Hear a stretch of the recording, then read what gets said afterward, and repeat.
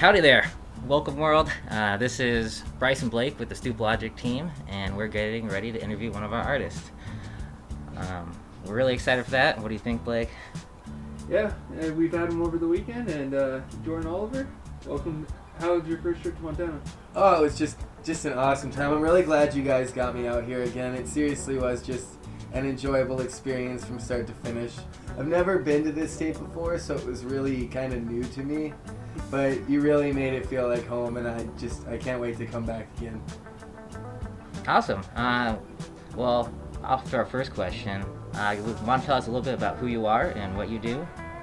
Well, I'm originally born in Wisconsin, and the thing that I do a lot is just paint for different festivals, things like that. I started early, realizing that as an artist, I can do a lot of things to paint and better my skill, but really the big thing I want to do is establish a brand, because that's really kind of what makes art a career, and that's what I've been pushing more and more, and so that's kind of what I do, is just work to create my company as big as it can be, to work on merchandising. What is your company, by the way? My company is Totally Righteous Concepts.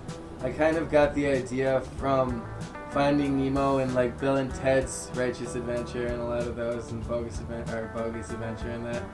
And I thought it was just kind of a fun and whimsical name that really stuck with people. And I feel that it separates the artist from the brand a bit and gives me a chance to have my creative freedom still, while still kind of holding that professionalism that my customers deserve. So kind of like creating like a stage performance. Yeah, exactly. That's a great way to put it. Yeah, kind of like creating an extra entity other than yourself that you can making it a bit larger, so you can have that kind of third-party voice. Mm-hmm. Yeah, that makes a lot of sense. That's sweet. What's your kind of background in art? How'd you start, and what do you enjoy doing? I kind of just started doodling a lot when I was young. My mom used to draw a lot, and we used to draw as kids, and do crayons and all that kind of fun stuff. And I like just the freedom of it. There's really no rules. You're just doing this. There's no purpose. There's nothing to it, especially as a child. Do you have any preferred mediums that you like, or? Well, I kind of just stuck on to watercolor as I grew. I mean, that was my big thing. I tried a lot of different mediums in high school, especially. And metal was a big one. I really liked metal sculpting, annealing, making jewelry. I like the concept, I guess, of making something that could be loved by someone. And jewelry, I think, is a bit easier to do that with, because it's something that people can relate to. It's metal, it's shiny, it's this, and it's something to hold on exactly. to. And then you have the sentimentality with the creativity with it. But with watercolor, it really kind of stuck with me, because I love with acrylic you waste a lot of acrylic paint, and you paint over it a lot and a lot and a lot. And that's my big issue, is I'm a perfectionist. It has to be perfect. With watercolor, you don't get that choice. It's you painted it, now it's there, and that is it. That is it. And I love that concept that I painted this, and now it's not what I wanted. It's a collaboration between me and the paper, really. And I think that's kind of a cool approach, because it creates less stress in my mind. I'm not making what I want to make. I'm making what I'm going to make, and I'm going to find out what that is. And then the best part at the end is it's not my job to decide if it's good or bad. This is what I made today, is how I look at it. And yeah, sometimes some of them really get me, and I'm like, this is just awesome. But in some I don't like the best, and I'll be honest about that. But at the end of the day, it's not my opinion. That's what I made today. And then that's up to my fans and the people that look at my art to decide whether they like it. And that's the fun concept. So the important part is just to create. Just to create. Just the process. And that's what everyone needs to remember, is to just keep creating. Yeah, I guess in those creations, are there any themes you like to use, or just kind of styles?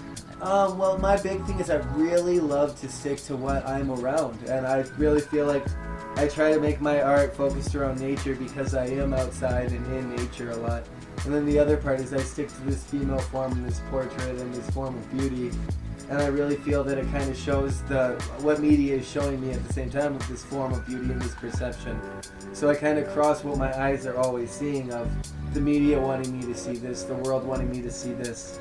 I feel this, and I create those expressions, those patterns, those things that I see, and then it kind of unfolds into this piece of art. And yeah, some of my designs might be similar, but that's because some of our days are similar. And I feel that's kind of how I create myself into each piece I do. I really like that answer. Yeah, my next question I had, who or what inspires you? Well, I mean, the big thing that inspires me is just, I was always brought up to do something that makes you happy. And, like, I want to be happy. And so, like, when I started working, I got a nice job out of high school. Like, I got a really bad job while in high school, of course, like every kid. You know, and I thought maybe I could work up there, realized that wasn't a right path.